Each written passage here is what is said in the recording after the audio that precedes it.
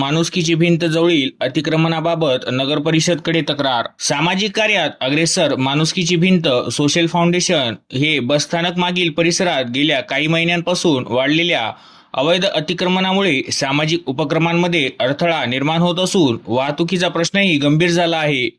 हे धोकादायक अतिक्रमण तातडीने हटविण्यात यावे अशी मागणी फाउंडेशन आणि परिसरातील नागरिकांनी एका निवेदनाद्वारे मुख्याधिकारी नगर परिषद यांच्याकडे केली आहे।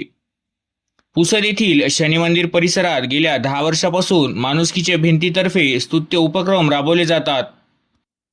नगर परिषदेच्या परवानगीने सुरू असलेल्या या उपक्रमाद्वारे गरजू नागरिकांना अन्नदान, वस्त्रदान यांसारखी मदत केली जाते।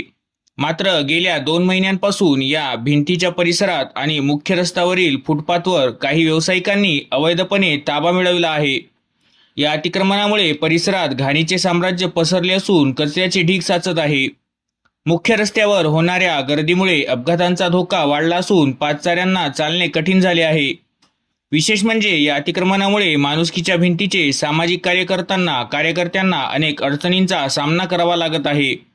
या गंभीर समस्येकडे लक्ष देण्यासाठी फाउंडेशनचे अध्यक्ष गजानन जाधव, उपाध्यक्ष संतोष गावंडे, सचिव पंजाबराव देखणे आणि इतर सदस्य व नागरिकांच्या स्वाक्षऱ्यांचे नगर परिषदला निवेदन दिले आहे। प्रशासनाने या जागेची प्रत्यक्ष पाहणी करून हे अवैध अतिक्रमण तात्काळ हटवावे अशी मागणी करण्यात आली। नगर परिषद प्रशासन यावर काय पाऊल उचलते याकडे पुसदकरांचे लक्ष लागले आहे।